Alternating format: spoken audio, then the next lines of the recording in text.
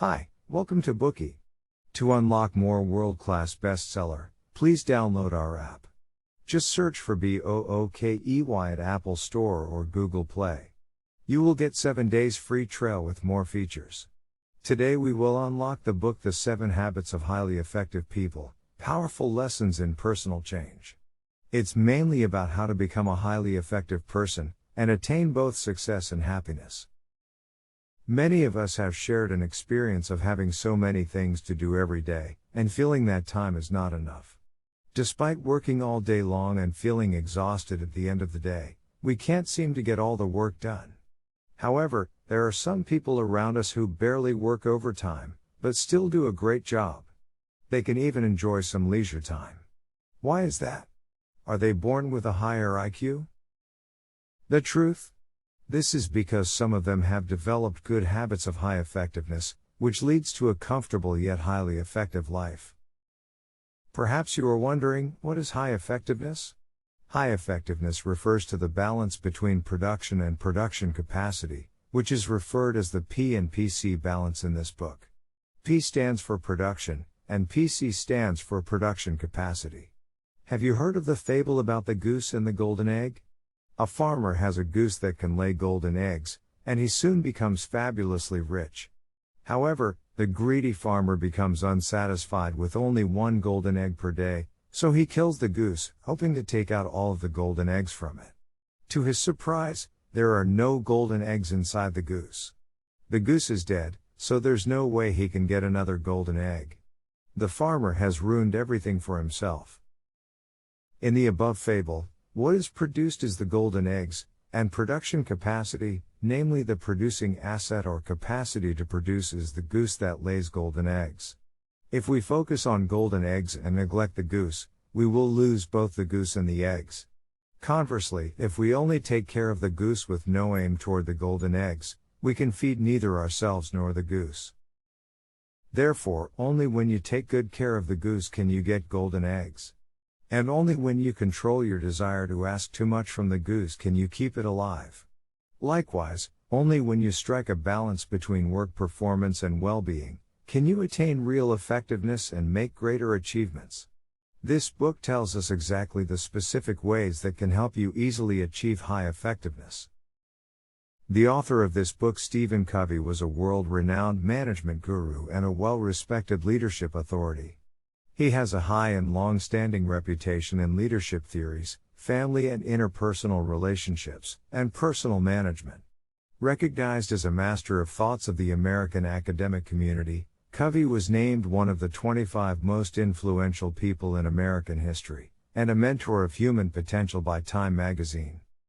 The 7 Habits of Highly Effective People, Powerful Lessons in Personal Change is also known as the Bible of the American business community and government management department.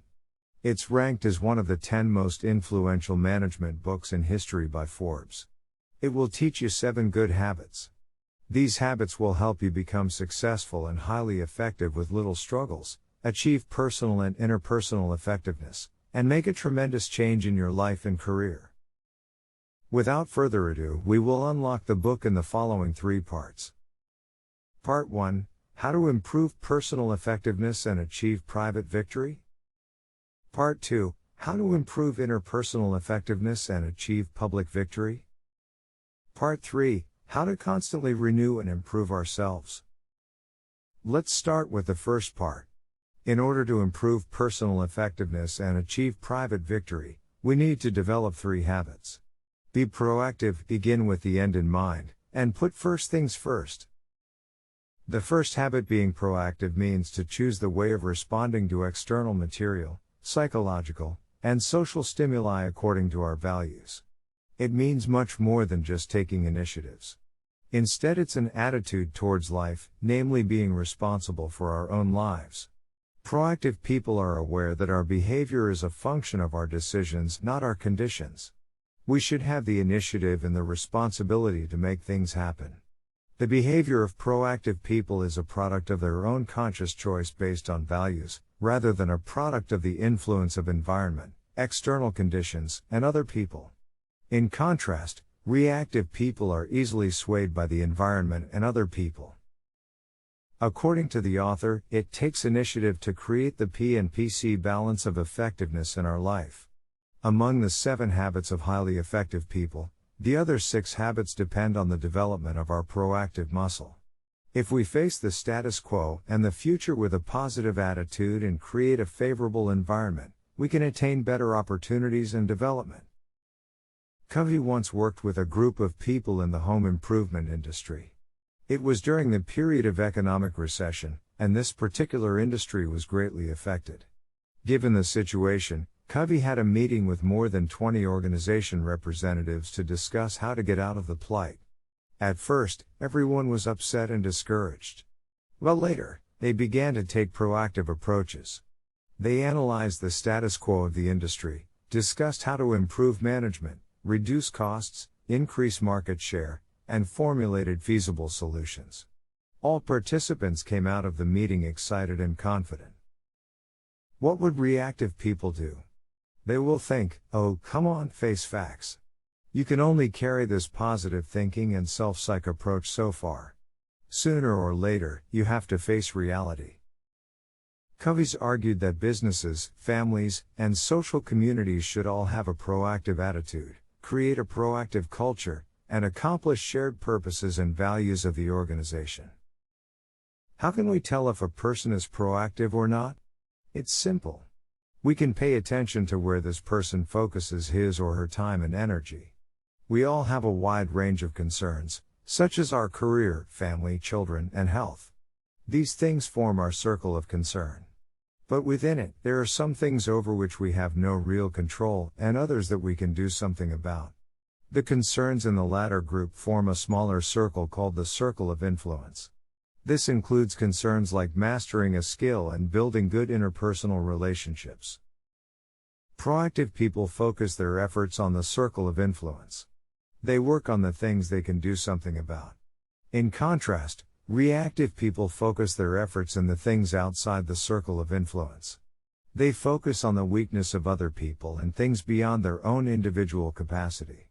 They often blame and accuse others, and find excuses for their negative behaviors. How can we be proactive? We should focus on the circle of influence and gradually enlarge the circle.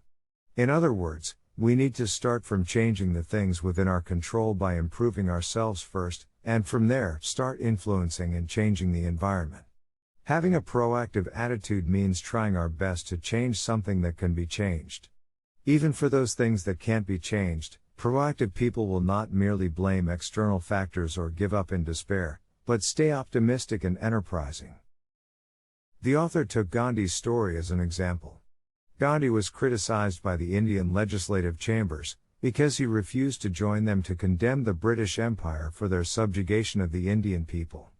Instead, Gandhi chose to go to the countryside and work with the field laborers through thick and thin. Step by step, he increased his influence, first among poor people, and later won support and trust from people throughout the country, thereby expanded his circle of influence. Through hunger strikes and moral persuasion, he eventually freed Indian people from British colonization. As we can see, being proactive is the starting point toward high effectiveness, which is vital to our life. But apart from that, if we want to achieve private victory, we should also develop the habit of beginning with the end in mind. To begin with the end in mind means to have a clear understanding of our direction and destination before setting out to do anything. It means to take our life goals as the criterion to examine what we say and do.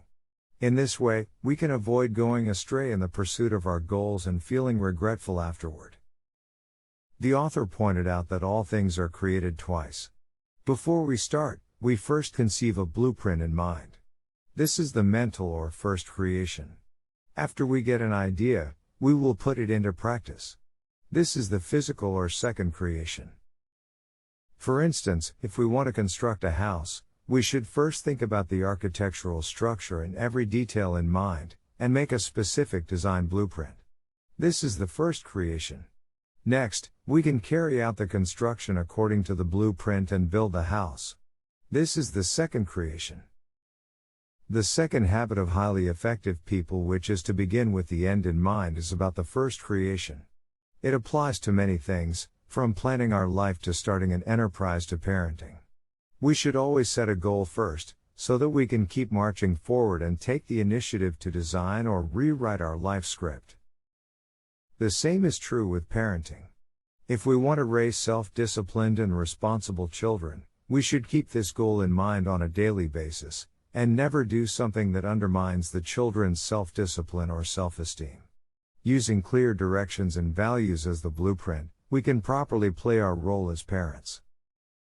Then, how can we determine our life goals and directions? Covey suggested that we should be principle-centered to find out our goals and directions. What are principles? Principles are universally applicable truths, such as gravity and the physical dimension. They are natural laws that cannot be ignored. For example, fairness, honesty, and integrity are the principles of civilized society. Principles are the compass that's applicable to every aspect of life. The more a person's way of thinking conforms to these principles, the more effective his or her life will be. How do we begin with the end in mind in practice? Covey suggested writing a personal mission statement. This statement mainly describes what we want to be and to do, so that we can define the direction to which we strive, and make it the basis for life-directing decisions. When writing the mission statement, we can break it down into the specific role areas of our life and the goals we want to accomplish in each area. In terms of career, we may have a role as a manager, a product developer, or a salesman. In terms of family, we may play the role as a husband, a wife, a parent, or a child. The mission statement of a product developer could be to continuously explore new techniques, and keep both work and life well organized. For someone who's as a wife and an entrepreneur, her mission statement could be to live in harmony with her spouse, to teach her children to be optimistic and enterprising, and to create a comfortable family environment. Developing a mission statement according to our roles will encourage us to implement the missions while maintaining a balanced life. As we mentioned earlier, all things are created twice. To begin with, the end in mind is about the first creation or the mental creation. The third habit of putting first things first is about the second creation, namely physical creation. It is also the practical fulfillment of habit number 1 and number 2. After we are clear about our life directions and goals, it's time to practice effective self-management. It means to put first things first, start with the most important thing, and master time management. The book introduced a time management matrix that categorizes our daily tasks into 4 quadrants. The first quadrant contains things that are both important and urgent. The second quadrant is for important but not urgent tasks. The third is for urgent but not important tasks. And the last one is for neither important nor urgent tasks. Some people spend 90% of their time on things that are both important and urgent, using most of their time and energy to deal with crises. Others spend most of their time on things that are neither important nor urgent, leading an irresponsible life. Effective people always try to stay out of those unimportant things, because urgent or not, they aren't important. According to famous management master Peter Drucker, effective people are not problem-minded, they are opportunity-minded. There are few crises in their lives that require immediate treatment, because they keep focusing their time and energy on important but not urgent things, such as learning a new skill, building interpersonal relationships, and doing physical exercises. The improvement of their problem-solving ability enables them to do the preventive things that keep situations from developing into crises. Covey told us that in daily planning, we should develop a way of thinking that centers on important things, and spend time and energy primarily on important but not urgent things. Putting first things first helps us do more with less, and get 80% of the results by exerting 20% of the efforts. Then, how can we practice put first things first? It requires us to have the courage to say no to avoid being distracted by secondary issues. Each of us has important things to deal with. We should know how to choose between urgent and important things. Covey gave an example in the book. Once his wife was invited to serve as chairwoman of a community. Although she has a number of other important things to work on, she felt pressured into it and finally agreed. Later, she called a close friend to ask if she could serve on her committee. Her friend thanked her sincerely but turned down her invitation politely. Afterward, Covey's wife told him she wished she had also declined. Of course, this doesn't mean that you shouldn't be involved in public service projects. This example just emphasizes the importance of understanding your most important priority at any moment, and being able to say no to requests or demands from other people politely. That's all for part 1, how to improve personal effectiveness and achieve private victory. First, we should have a proactive attitude in life, changing the things within our control and gradually enlarge our circle of influence. Next, we need to determine our life directions and goals, begin with the end in mind, and write a mission statement. The last step is to put first things first, and spend our time and energy primarily on important but not urgent things. Today we are just sharing limited Bookey. To unlock more key insights of world-class bestseller, please download our app. Just search for Bookey at Apple Store or Google Play. You will get 7 days free trial with more features.